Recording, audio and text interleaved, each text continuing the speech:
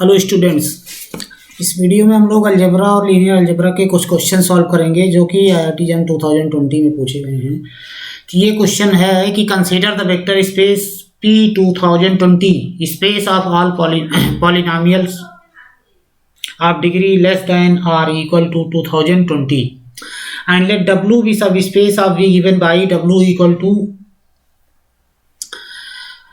summation I equal to 1 to n 0 to n AIXI belong to P 2020 such that AI equal to 0 for all I odd. Then what is the dimension of W? तो इसको हम लोग solve करते हैं। W की dimension बताना है, तो लेट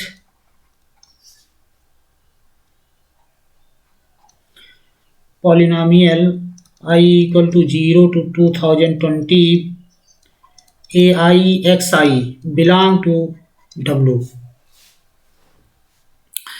तो अब अगर ये पॉलिनोमियल W में बिलोंग कर रहा है तो क्या होगा, then AI equal to 0 for all I odd. That is कौन कौन से कोफिशिएंट 0 होंगे, A1 equal to A3 equal to A5 and so on. A 2019 equal to 0। Therefore we may write, इसको हम पॉलिनोमियल fx बोल देते हैं, fx equal to, then we may right,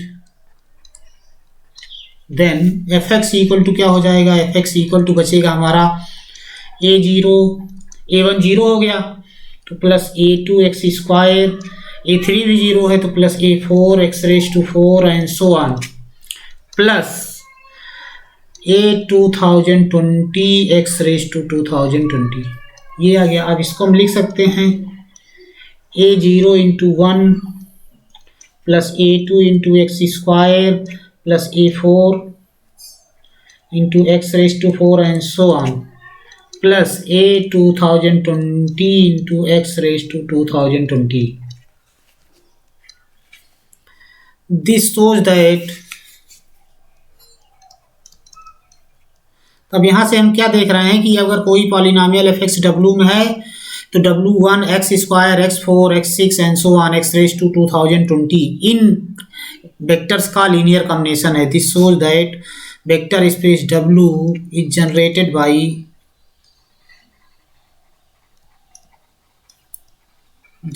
by this set 1 x square x raise to 4 and so on x raise to 2020।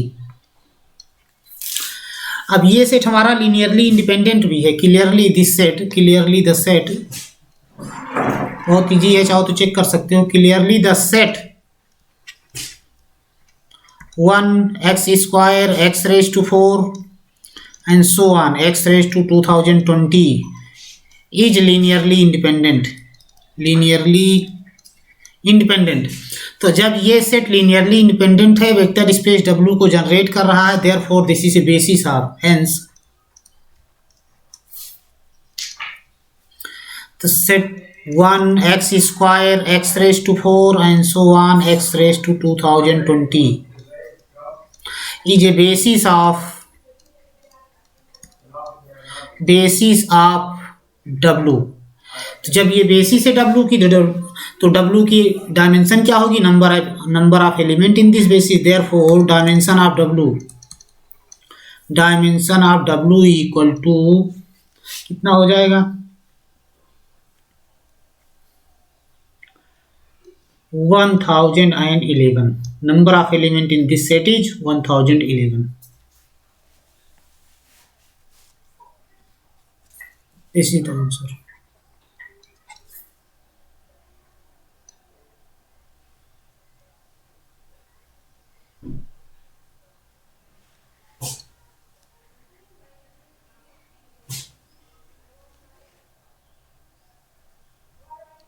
Next question है हमारा कि suppose phi S3 symmetric group of degree 3 to S1 circle group of all those complex number whose modulus is 1 be a non trivial non injective group homomorphism, then number of element in kernel of phi. Kernel of phi में कितने element होंगे? Phi हमारा non zero non injective homomorphism है। तो solution S3 symmetric group of degree 3 की कुछ properties हमको पता है। नॉर्मल सब ग्रुप S3 के नॉर्मल सब ग्रुप्स क्या होते हैं? Normal sub groups of S3 are normal subgroups of S3 are identity group, alternating group of degree 3 and whole group S3। यही तीन S3 के नॉर्मल सब ग्रुप होते हैं। अब कर्नल फाई क्या है? Since kernel phi kernel is normal sub group, since kernel of phi is a normal subgroup of S3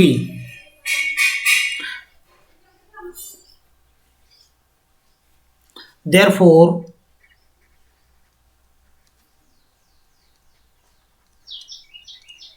kernel phi will be any one of them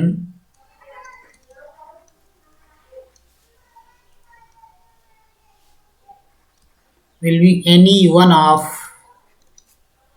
groups, identity groups A3 और S3। इन्हीं तीनों में से kernel phi कोई न कोई एक होगा, क्योंकि कर्नल फाई S3 का नॉर्मल सब ग्रुप होगा, तो या तो कर्नल फाई आइडेंटिटी होगा, या तो कर्नल फाई A3 होगा, या तो कर्नल फाई S3 होगा, क्योंकि S3 के तीन ही नॉर्मल सब ग्रुप हैं और कर्नल फाई हमारा नॉर्मल सब ग्रुप होगा। अब दिया है कि phi is non injective. Now given phi is non injective. Phi हमारा इंजेक्टिव मैप नहीं है, तो अगर फाई इंजेक्टिव नहीं है therefore kernel phi is not equal to identity, क्योंकि अगर कर्नल फाई आइडेंटिटी हो जाएगा तो फाई हमारा 1-1 मैप होगा। So kernel of phi is not equal to identity, not identity group.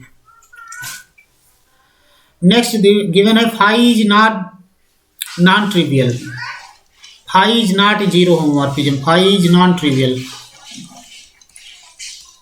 Non trivial means phi is non zero homomorphism.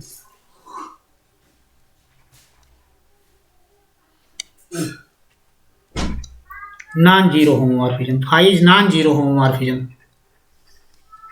तो जब fi non zero homomorphism है तो फिर कर्नल ऑफ फाई S3 नहीं हो सकता है, क्योंकि कर्नल ऑफ फाई पूरा का पूरा ग्रुप हो जाएगा जब हर एलिमेंट आइडेंटिटी पे मैप हो, मतलब ये ट्रिवियल होमोमॉर्फिज्म हो जाए। So kernel of phi not equal to S3 भी नहीं हो सकता, क्योंकि कर्नल फाई नॉन ट्रिवियल है। तो अब एक ही चॉइस बच रही है, therefore kernel of phi equal to, therefore kernel of phi क्या हो सकता है? Kernel of phi equal to A3 alternating group of degree 3। इसमें क्या क्या एलिमेंट होंगे? आइडेंटिटी होगा, तीन लेंथ की दोनों साइकिल होंगी, 1 2 3 1 3 2।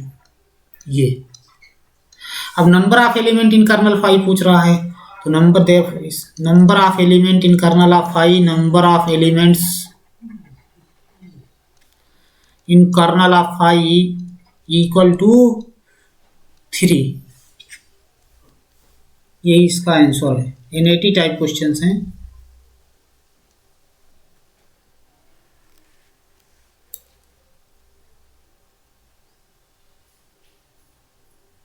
नेक्स्ट ये दिया है, एक डिटर्मिनेंट दिया है, let m equal to this, then find value of determinant 8i minus m cube. 8i minus m cube determinant की हमको वैल्यू फाइंड आउट करनी है, तो इसको सॉल्व करते हैं।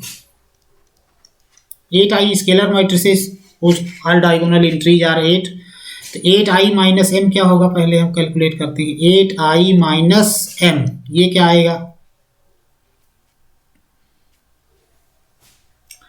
तो 8i माइनस m हमारा आ जाएगा, 8i पहले लिखेंगे हम, 8 0 0 0 scalar matrices all diagonal entries are 8,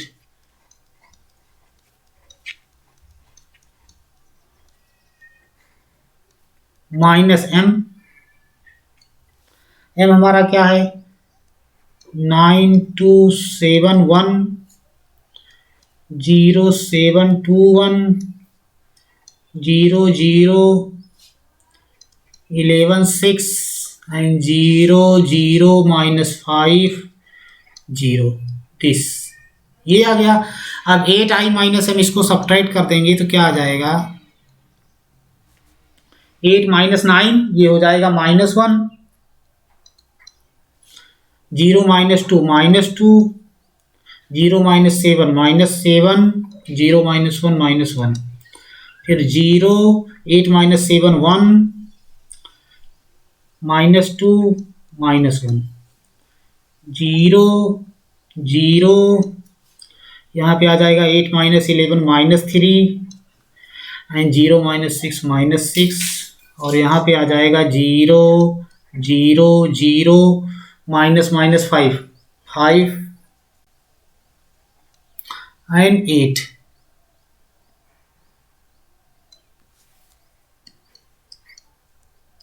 ये आ गया 8i माइनस m आ गया। Therefore determinant of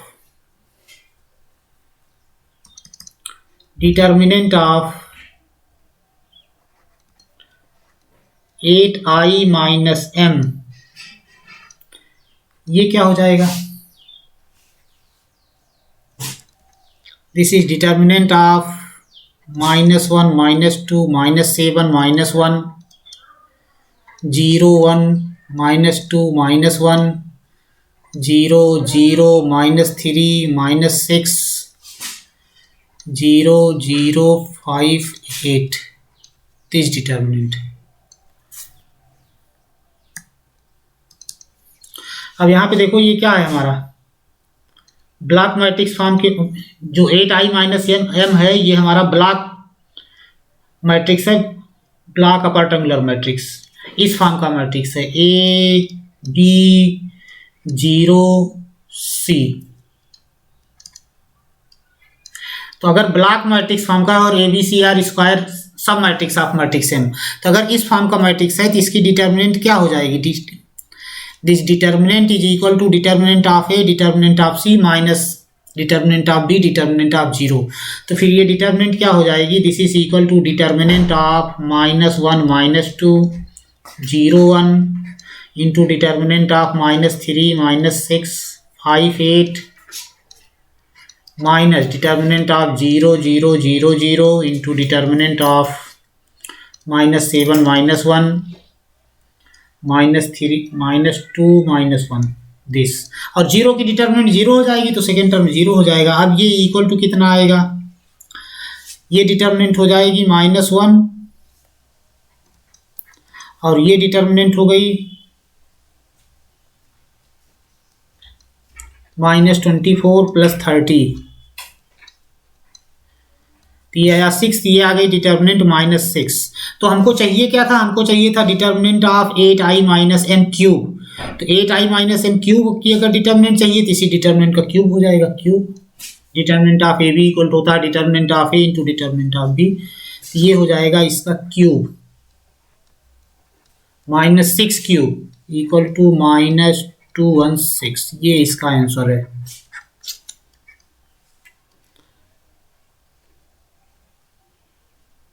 next given है कि T from R next question है कि let T R7 to R7 be a linear transformation with nullity of T equal to 2 then minimum possible value of rank T square.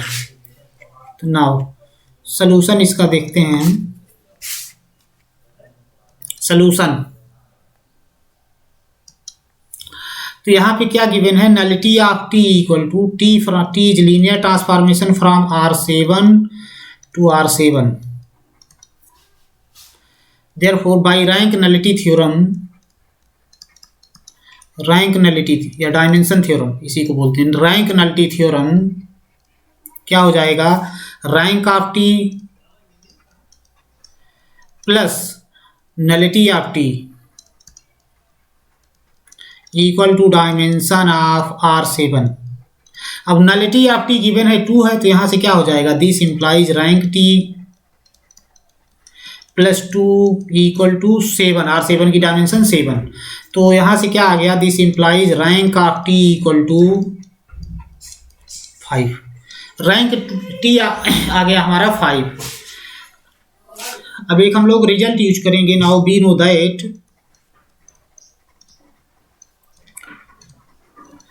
If T1 T2 are linear transformation, or T1 and T2 are endomorphisms of B, T1 T2 from finite dimensional vector space B to B are linear transformation, then rank of T1 plus rank of T2 minus T1 T2 are linear transformation from B to B where dimension of B equal to dimension of B equal to n. Then rank of T1 plus rank of T2 minus n is less than or equal to rank of T1 T2, and rank of T1 T2 we know that is less than or equal to minimum of rank of T1 rank of T2। तो अब यहाँ पे क्या करेंगे, T is linear transformation from R7 to R7, तो put T1 equal to T2 equal to T, put T1 equal to T2 equal to T, दोनों जगह हम सेम लीनियर ट्रांसफॉर्मेशन ले रहे हैं, तब क्या आएगा, तो यहाँ से आ जाएगा we have rank of T plus rank of T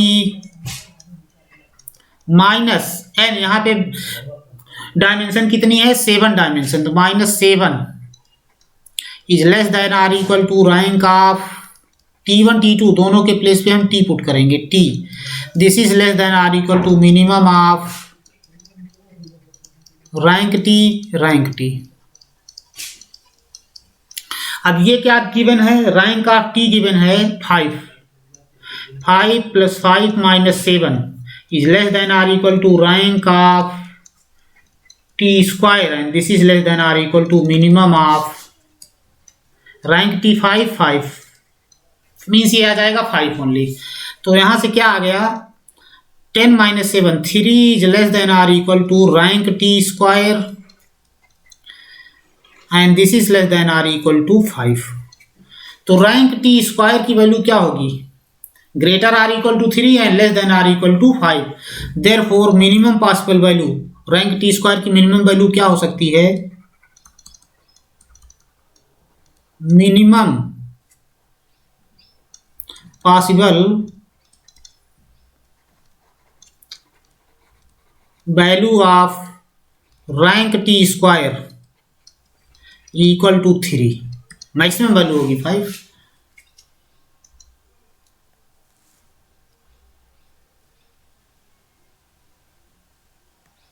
next question है question number 60, solution.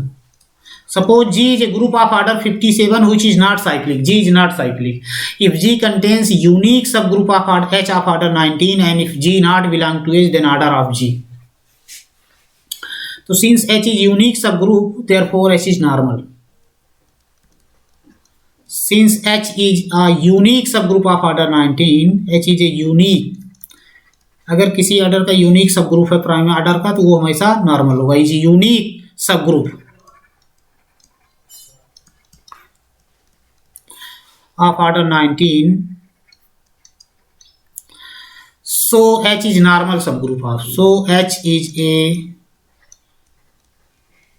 Normal sub group of G, normal sub group of G। In fact, H is a silo. H is a unique silo 19 subgroup. H हमारा unique सिलो 19 subgroup है, इसलिए H normal है। Therefore G by H quotient group, therefore G by H is a group, ये भी group है। Let G not belong to H, G not belong to H। तो अब अगर G H में नहीं बिलोंग कर रहा है, then पोसेट G H is non trivial, is not equal to H, identity of H is identity of group G by H. H is identity of quotient group G by H. G by H identity नहीं है, तो G by H अगर identity नहीं है तो order of G by H कितना है? Order of G by H and order of G by H is 3. Order of G upon order of H equal to 57 upon 19 equal to 3. G by H का order 3 है और GH non identity element है G by H का, इसका मतलब G by H का order 3 होगा, because G by H quotient group is cyclic group. G by H is a cyclic group. Therefore,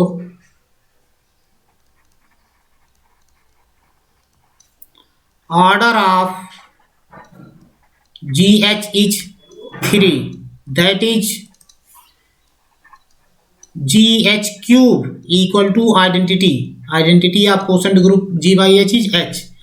This implies G cube H equal to H. अब G cube H equal to H आ रहा है, therefore G cube belong to H. यहां से आए, अगर G cube H equal to H है मतलब G क्यूब H में बिलोंग कर रहा है. तो अब G क्यूब H में बिलोंग कर रहा है तो दो पॉसिबिलिटी होंगी, या तो G क्यूब नॉन आइडेंटिटी होगा, H के किसी नॉन आइडेंटिटी के इक्वल नहीं होगा, या तो फिर ये आइडेंटिटी के इक्वल नहीं होगा. If G cube equal to H not equal to identity, तो अगर H 19 प्राइम ऑर्डर का ग्रुप है और अगर ये नॉन आइडेंटिटी एलिमेंट है तो G क्यूब का ऑर्डर क्या होगा? ग्रुप का ऑर्डर 19 होगा. Therefore so order of G cube is 19, that is G cube raise to 19 equal to identity of H. This implies G raised to 57 equal to identity. This implies G is an element of order 57 of group G. G is an element of order 57 in G. और अगर G का order 57 है, 57 order का कोई element मिल गया, इसका मतलब हो गया G is a cyclic group, जो कि कंट्राडिक्शन है. This implies G is cyclic. और अगर G साइक्लिक हो गया हमारा तो कंट्राडिक्शन है, कंट्राडिक्शन दिया हुआ है, कंट्राडिक्शन. तो इसका मतलब G क्यूब आइडेंटिटी नहीं हो सकता. Thus G cube must be identity, G cube must be identity. और अगर G क्यूब आइडेंटिटी है इसका मतलब order of G equal to 3, तो G का ऑर्डर यहाँ पे 3 होगा. Thank you.